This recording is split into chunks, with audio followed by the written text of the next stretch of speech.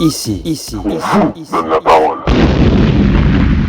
Amis du jour, bonjour et bienvenue dans Anime Zoveto en co-animation avec Loïc. Bonjour Loïc. Bonjour, bonjour.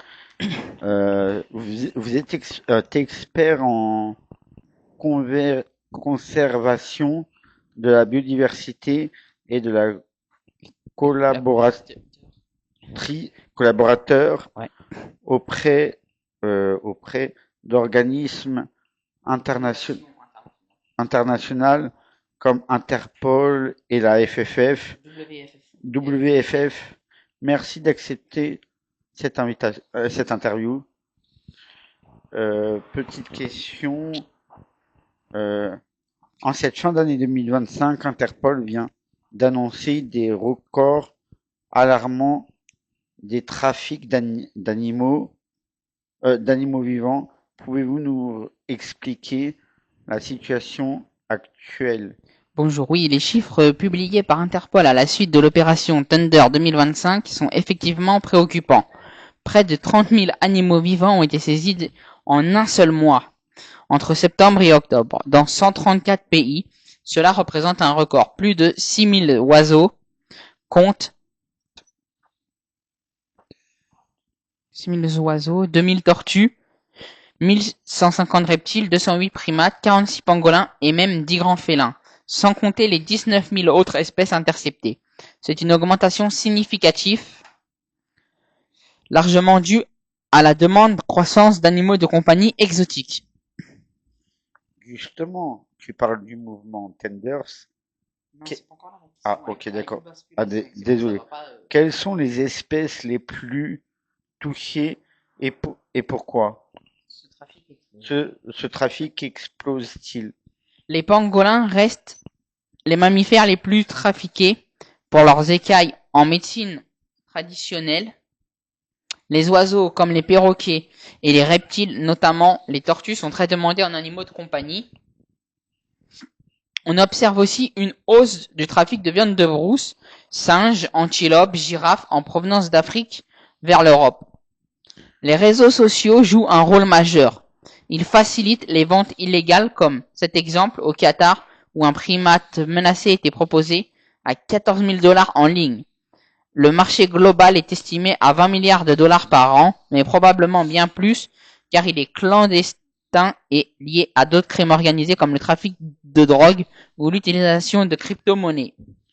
Quelles sont les conséquences de ce trafic? Elles sont dramatiques. D'abord pour la biodiversité des espèces entières qui risquent l'extinction locale ou globale.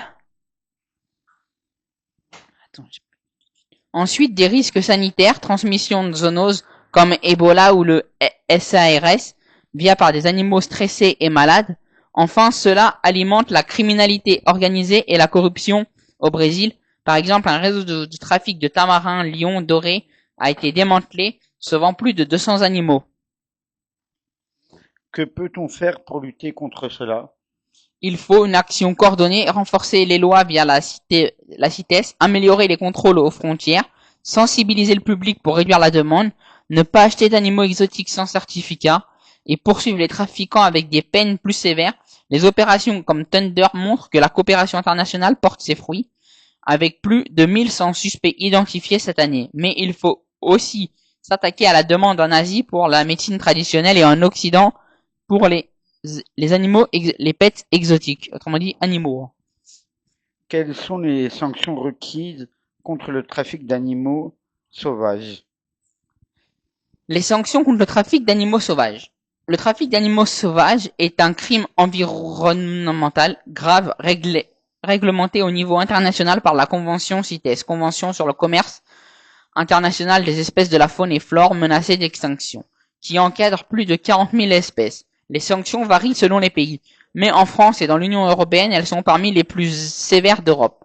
En France, Code de l'environnement, article L415-3 et suivant, pour un individu, trafic simple sans permis ou certificat requis pour des espèces protégées, jusqu'à 3 ans d'emprisonnement et 150 000 € d'amende.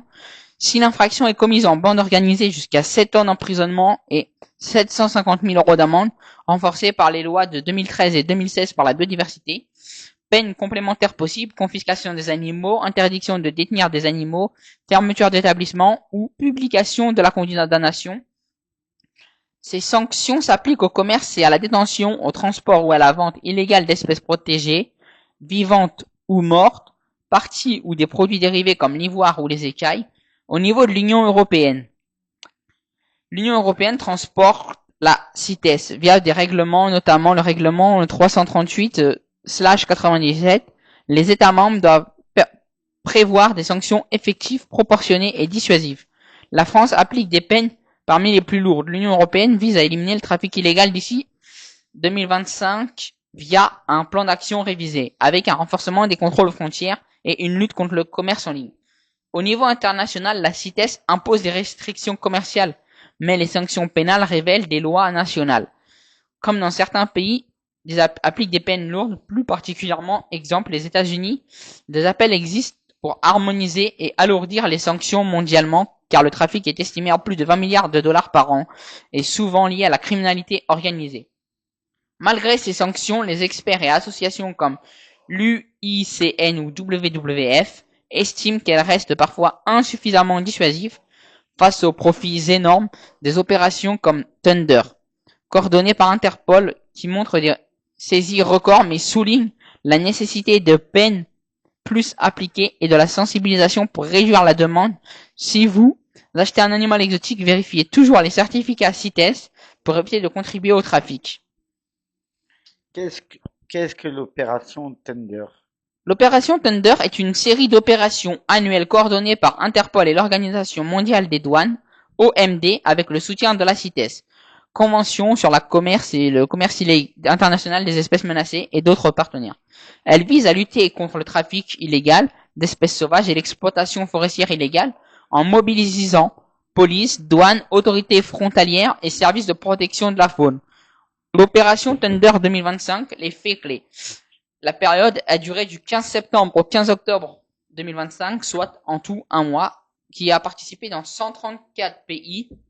Les résultats principaux ont été annoncés le 11 décembre 2025, avec près de 30 000 animaux vivants saisis, soit un record historique principalement dû à la demande de croissance des animaux de compagnie exotiques.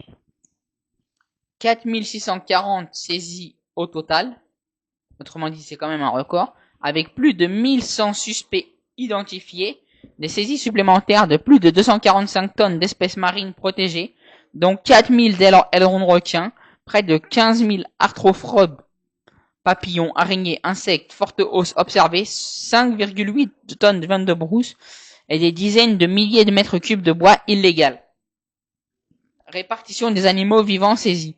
6 160 oiseaux, donc souvent des perroquets et des espèces exotiques, 2040 tortues et tortoises, 1150 reptiles, 208 primates, 46 pangolins, l'un des mammifères les plus trafiqués au monde, 10 grands félins dont des tigres menacés. Et le reste, c'est 19 415 autres animaux sauvages. Les exemples notables de saisie. Au Brésil, démantelant de réseaux sauvages de plus de 200 tamarins lions dorés et identification de 145 suspects. Au Qatar, arrestation d'un individu vendant un primate menacé à 14 000 $ sur les réseaux sociaux.